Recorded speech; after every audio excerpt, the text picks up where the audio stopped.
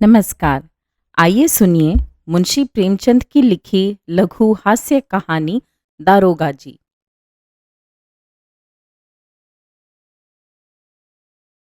कल शाम को एक जरूरत से तांगे पर बैठा हुआ जा रहा था कि रास्ते में एक और महाशय तांगे पर आ बैठे।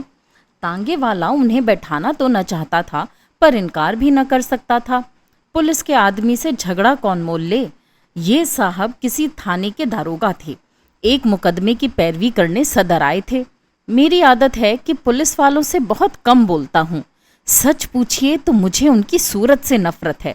उनके हाथों प्रजा को कितने कष्ट उठाने पड़ते हैं, इसका अनुभव इस जीवन में कई बार कर चुका हूँ। मैं जरा एक तरफ खिसक गया और मुंह फेर कर दूसरी ओर देखने लगा कि दारोगा जी बोले, जनाब, ये आम शिकायत है कि पुलिस वाले बहुत रिश्वत लेते हैं, लेकिन ये कोई नहीं देखता कि पुलिस वाले रिश्वत लेने के लिए कितने मजबूर किए जाते हैं। अगर पुलिस वाले रिश्वत लेना बंद कर दें तो मैं हलफ से कहता हूँ, ये जो बड़े बड़े ऊंची पगड़ियों वाले रईस नजर आते हैं, सबके सब जेल खाने के अंदर बैठे दिखाई दें। अगर हर एक मामले का चालान करने लगें तो दुनिया पुलिस वालों को और भी बदनाम करे। आपको यकीन ना आएगा जनाब, रुपए की थैलियां गले लगाई जाती हैं। हम हजार इनकार करें पर चारों तरफ से ऐसे दबाव पड़ते हैं कि लाचार होकर लेना ही पड़ता है। मैंने उपहास के भाव से कहा, जो काम रुपए लेकर किया जाता है वही काम बिना रुपए लिए भी तो किया जा सकता है। दारोगा जी हंसकर बोले, वह तो गुनाह बेलज्जत होगा बंदा परवर। पुलिस का आदमी इतना कट्टर देवता नहीं होता, और मेरा ख्याल है कि शायद कोई इंसान भी इतना बेलौस नहीं हो सकता। और सींगों के लोगों को भी देखता हूँ, मुझे तो कोई देवता न मिला। मैं अभी इसका कुछ जवाब दे ही रहा था कि एक मियाँ साहब लंबी अचकन पहने, तुर्की टोपी लगाए तांगे के सामने से निकले। दारोगा जी ने उन्हें देखते ही झुक कर सलाम किया और शायद मिजाज शरीफ पूछना चाहते थे कि उस भले आदमी ने सलाम का जवाब गालियों से देना शुरू किया। जब तांगा कई कदम आगे निकल आया तो वह एक पत्थर लेकर तांगे के पीछे दौड़ा। तांगे वाले ने घोड़े को तेज किया। उस भले मानुस ने भी कदम तेज किए और पत्थर फेंका। मेरा सिर बाल बाल बच गया। उसने दूसरा पत्थर उठाया, वह हमारे सामने आकर गिरा। तीसरा पत्थर इतनी जोर से आया कि दारोगा जी के घुटने में बड़ी चोट आई, पर इतनी देर में तांगा इतनी दूर निकल आया था कि हम पत्थरों की मार से दूर हो गए थे। हाँ, गालियों की मार अभी तक जारी थी।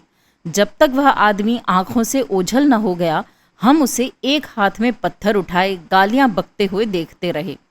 जब जरा चित्त शांत हुआ, मैंने दारोगा जी से पूछा, ये कौन आदमी है साहब? कोई पागल तो नहीं है? दारोगा जी ने घुटने को सहलाते हुए कहा, पागल नहीं है साहब, मेरा पुराना दुश्मन है। मैंने समझा था जालिम पिछली बातें भूल गया होगा, वरना मुझे क्या पड़ी थी कि सलाम करने जाता। मैंने पूछा, आपने इसे किसी मुकदमे में सजा दिलाई होगी? बड़ी लंबी दास्तान है जनाब, बस इतना ही समझ लीजिए कि इसका बस चले तो मुझे जिंदा ही निगल जाए। आप तो शोख की आग को और भड़का रहे हैं। अब तो वह दास्तान सुने बगैर तस्कीन न होगी। दारोगा जी ने पहलू बदल कर कहा, अच्छी बात है, सुनिए। कई साल हुए मैं सदर में ही तैनात था। बेफिक्री के दिन थे, ताज़ा खून। एक माशूक से आंख लड़ गई, आमदरफ्त शुरू हुई। अब भी जब उस हसीना की याद आती है तो आंखों से आंसू निकल आते हैं। बाजारू औरतों में इतनी हया, इतनी वफा, इतनी मुरव्वत मैंने नहीं देखी। 2 साल उसके साथ इतने लुत्फ से गुजरे कि आज भी उसकी याद करके रोता हूँ, मगर किस्से को बढ़ाऊंगा नहीं, वरना अधूरा ही रह जाएगा। मुख्तसर ये कि 2 साल के बाद मेरे तबादले का हुक्म आ गया। उस वक्त दिल को जितना सदमा पहुंचा, उसका जिक्र करने के लिए दफ्तर चाहिए। बस यही जी चाहता था कि इस्तीफ़ा दे दूं। उस हसीना ने यह खबर सुनी तो उसकी जान सी निकल गई। सफ़र की तैयारी के लिए मुझे 3 दिन मिले थे। ये 3 दिन हमने मंसूबे बांधने में काटे। उस वक्त मुझे अनुभव हुआ कि औरतों को अक्ल से खाली समझने में हमने कितनी बड़ी गलती की है। मेरे मंसूबे शेख चिल्ली के से होते थे। कलकत्ते भाग चलें, वहाँ कोई दुकान खोल दें, या इसी तरह के कोई दूसरी तजवीज़ करता, लेकिन वह यही जवाब देती कि अभी वहाँ जाकर अपना काम करो, जब मकान का बंदोबस्त हो जाए तो मुझे बुला लेना, मैं दौड़ी चली आऊँगी। आखिर जुदाई की घड़ी आई। मुझे मालूम होता था कि अब जान न बचेगी। गाड़ी का वक्त निकला जाता था और मैं उसके पास से उठने का नाम न लेता था, मगर मैं फिर किस्से को तूल देने लगा। खुलासा ये कि मैं उसे 2-3 दिन में बुलाने का वादा करके रुखसत हुआ, पर अफसोस वे 2-3 दिन कभी न आए। पहले 10-5 दिन तो अफसरों से मिलने और इलाके की देखभाल में गुजरे। इसके बाद घर से खत आ गया कि तुम्हारी शादी तय हो गई, रुखसत लेकर चले आओ। शादी की खुशी में उस वफा की देवी की मुझे फिक्र न रही। शादी करके महीने भर बाद लौटा तो बीवी साथ थी, रही सही याद भी जाती रही। उसने 1 महीने के बाद एक खत भेजा, पर मैंने उसका जवाब न दिया। डरता रहता था कि कहीं एक दिन वह आकर सिर पर सवार न हो जाए, फिर बीवी को मुंह दिखाने लायक भी न रह जाऊं। साल भर के बाद मुझे एक काम से सदर आना पड़ा। उस वक्त मुझे उस औरत की याद आई। सोचा जरा चलकर देखना चाहिए किस हालत में है। फौरन अपने खत न भेजने और इतने दिनों तक न आने का जवाब सोच लिया और उसके द्वार पर जा पहुंचा। दरवाज़ा साफ सुथरा था, मकान की हालत भी पहले से अच्छी थी। दिल को खुशी हुई कि इसकी हालत उतनी खराब नहीं है जितनी मैंने समझी थी। और क्यों खराब होने लगी? मुझ जैसे दुनिया में क्या और आदमी ही नहीं है? मैंने दरवाज़ा खटखटाया। अंदर से वह बंद था। आवाज़ आई, कौन है? मैंने कहा, वाह इतनी जल्द भूल गई, मैं हूँ बशीर। कोई जवाब न मिला। आवाज़ उसी की थी, इसमें शक नहीं। फिर दरवाज़ा क्यों नहीं खोलती? ज़रूर मुझसे नाराज़ है।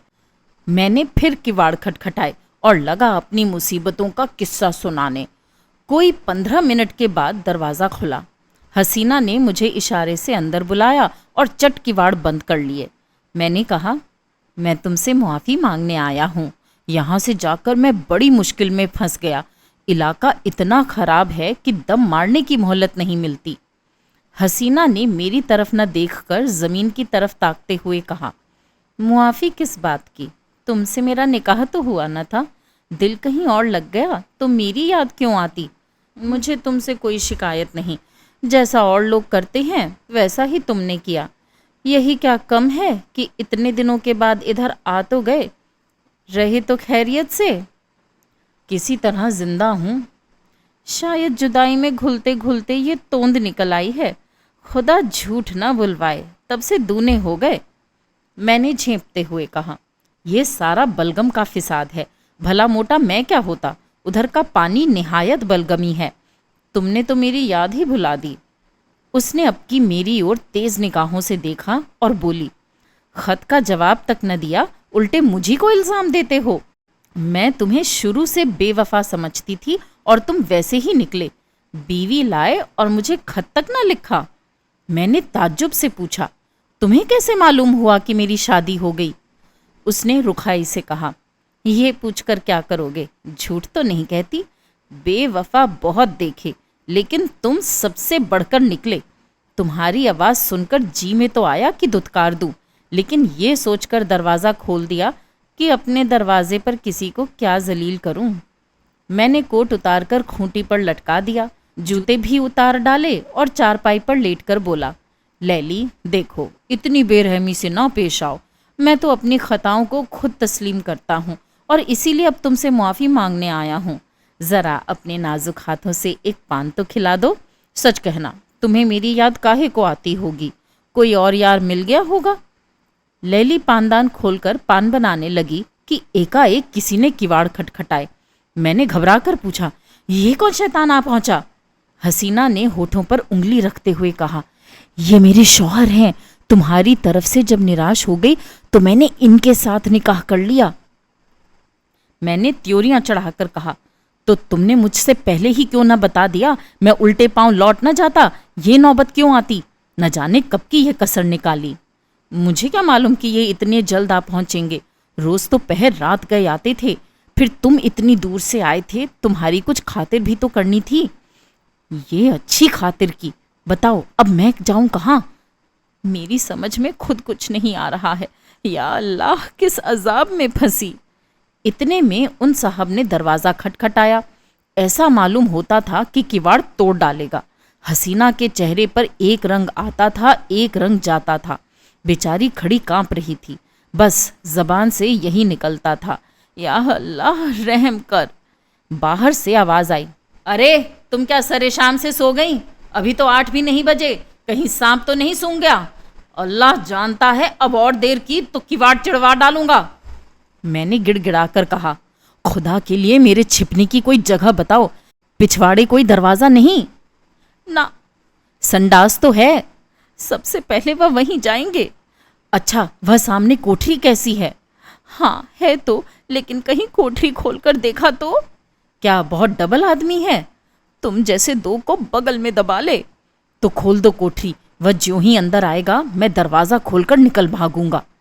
हसीना ने कोठरी खोल दी। मैं अंदर जा घुसा। दरवाज़ा फिर बंद हो गया।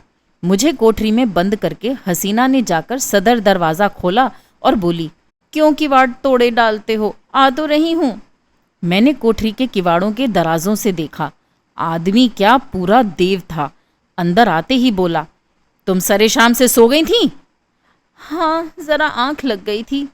मुझे तो ऐसा मालूम हो रहा था कि तुम किसी से बातें कर रही हो। वहम की दवा तो लुकमान के पास भी नहीं। मैंने साफ सुना, कोई न कोई था ज़रूर, तुमने उसे कहीं छिपा रखा है। इन्हीं बातों पर तुमसे मेरा जी जलता है। सारा घर तो पड़ा है, देख क्यों नहीं लेते? देखूंगा तो मैं ज़रूर ही, लेकिन तुमसे सीधे सीधे पूछता हूँ, बतला दो कौन था? हसीना ने कुंजियों का गुच्छा फेंकते हुए कहा, और कोई था तो घर ही में ना होगा। लो, सब जगह देखाओ, सुई तो है नहीं कि मैंने कहीं छिपा दी हो। वह शैतान इन चकमों में ना आया। शायद पहले भी ऐसा ही चरका खा चुका था। कुंजियों का गुच्छा उठाकर सबसे पहले मेरी कोठरी के द्वार पर आया और उसके ताले को खोलने की कोशिश करने लगा। गुच्छे में उस ताले की कुंजी न थी। बोला, इस कोठरी की कुंजी कहाँ है? हसीना ने बनावटी ताज्जुब से कहा, अरे तो क्या उसमें कोई छिपा बैठा है? वह तो लकड़ियों से भरी पड़ी है। तुम कुंजी दे दो ना। तुम भी कभी कभी पागलों के से काम करने लगते हो। अंधेरे में कोई सांप बिच्छू निकल आए तो? ना भैया, मैं उसकी कुंजी न दूंगी। बला से सांप निकल आएगा, अच्छा ही हो निकल आए। इस बेहयाई की जिंदगी से तो मौत ही अच्छी। हसीना ने इधर उधर तलाश करके कहा, न जाने उसकी कुंजी कहाँ रख दी, ख्याल ही नहीं आता। इस कोठरी में तो मैंने और कभी ताला नहीं देखा। मैं तो रोज लगाती हूँ, शायद कभी लगाना भूल गई हूँ तो नहीं कह सकती। तो तुम कुंजी ना दोगी? कहती तो हूँ, इस वक्त नहीं मिल रही है। कहे देता हूँ, कच्चा ही खा जाऊंगा। अब तक तो मैं किसी तरह जब्त किए खड़ा रहा। बार बार अपने ऊपर गुस्सा आ रहा था कि यहाँ क्यों आया। न जाने ये शैतान कैसे पेश आए, कहीं तैश में आकर मार ही न डाले। मेरे हाथों में तो कोई छुरी भी नहीं। या खुदा, अब तू ही मालिक है। दम रोके हुए खड़ा था कि एक पल का भी मौका मिले तो निकल भागूं। लेकिन जब उस मरदूद ने किवाड़ों को जोर से धमधमाना शुरू किया, तब तो रूह ही फना हो गई। इधर उधर निगाह डाली कि किसी कोने में छिपने की जगह है या नहीं। किवाड़ के दराजों से कुछ रोशनी आ रही थी। ऊपर जो निगाह उठाई तो एक मचान सा दिखाई दिया। डूबते को तिनके का सहारा मिल गया। उचक्कर चाहता था कि ऊपर चढ़ जाऊं कि मचान पर एक आदमी को बैठे देखकर उस हालत में मेरे मुंह से चीख निकल गई। ये हजरत अचकन पहने, घड़ी लगाए, एक खूबसूरत साफा बांध उकड़ों बैठे हुए थे। अब मुझे मालूम हुआ कि मेरे लिए दरवाज़ा खोलने में हसीना ने इतनी देर क्यों की थी। अभी इनको देख ही रहा था कि दरवाजे पर मूसल की चोटें पड़ने लगीं। मामूली किवाड़ तो थे ही, 3-4 चोटों में दोनों किवाड़े नीचे आ रहे और वह मरदूद लालटेन लिए कमरे में घुसा। उस वक्त मेरी क्या हालत थी, इसका अंदाज आप खुद कर सकते हैं। उसने मुझे देखते ही लालटेन रख दी और मेरी गर्दन पकड़कर बोला, अच्छा आप यहाँ तशरीफ रखते हैं, आइए आपकी कुछ खातिर करूं। ऐसे मेहमान रोज कहाँ मिलते हैं। ये कहते हुए उसने मेरा एक हाथ पकड़कर इतने जोर से बाहर की तरफ ढकेला कि मैं आंगन में औंधा जा गिरा। उस शैतान की आंखों से अंगारे निकल रहे थे। मालूम होता था उसके होंठ मेरा खून चूसने के लिए बढ़े आ रहे हैं। मैं अभी जमीन से उठने भी न पाया था कि वह कसाई एक बड़ा सा तेज छुरा लिए मेरी गर्दन पर आ पहुंचा। मगर जनाब, हूँ पुलिस का आदमी। उस वक्त मुझे एक चाल सूझ गई। उसने मेरी जान बचा ली, वरना आज आपके साथ तांगे पर न बैठा होता। मैंने हाथ जोड़कर कहा, हुजूर, मैं बिल्कुल बेकसूर हूँ, मैं तो मीर साहब के साथ आया था। उसने गरज कर पूछा, कौन मीर साहब? मैंने जी कड़ा करके कहा, वही जो मचान पर बैठे हुए हैं। मैं तो हुजूर का गुलाम ठहरा, जहाँ हुक्म पाऊंगा उनके साथ जाऊंगा, मेरी इसमें क्या खता है। अच्छा, तो कोई मीर साहब मचान पर भी तशरीफ रखते हैं?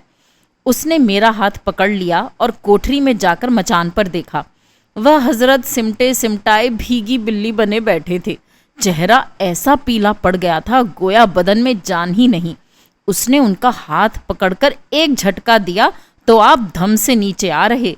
उनका ठाठ देखकर अब इसमें कोई शुबहा न रहा कि वह मेरे मालिक हैं।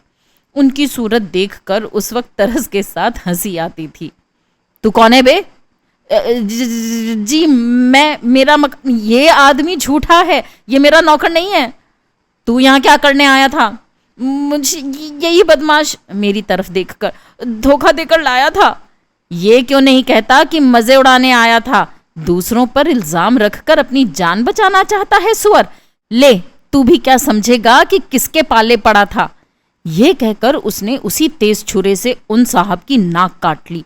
मैं मौका पाकर बेतहाशा भागा, लेकिन हाय हाय की आवाज मेरे कानों में आ रही थी। इसके बाद उन दोनों में कैसी छनी, हसीना के सिर पर क्या आफत आई, इसकी मुझे कुछ खबर नहीं। मैं तब से 20 बार सदर आ चुका हूँ, पर उधर भूल कर भी नहीं गया। ये पत्थर फेंकने वाले हजरत वही हैं जिनकी नाक कटी थी। आज न जाने कहाँ से दिखाई पड़ गए और मेरी शामत आई कि उन्हें सलाम कर बैठा। आपने उनकी नाक की तरफ शायद ख्याल नहीं किया। मुझे अब ख्याल आया कि उस आदमी की नाक कुछ चिपटी थी।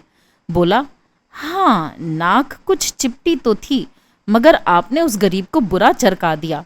और करता ही क्या, आप दोनों मिलकर उस आदमी को क्या न दबा लेते? जरूर दबा लेते, मगर चोर का दिल आधा होता है। उस वक्त अपनी अपनी पड़ी थी कि मुकाबला करने की सूझती।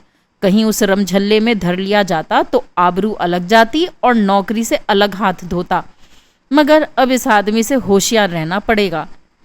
इतने में चौक आ गया और हम दोनों ने अपनी अपनी राह ली।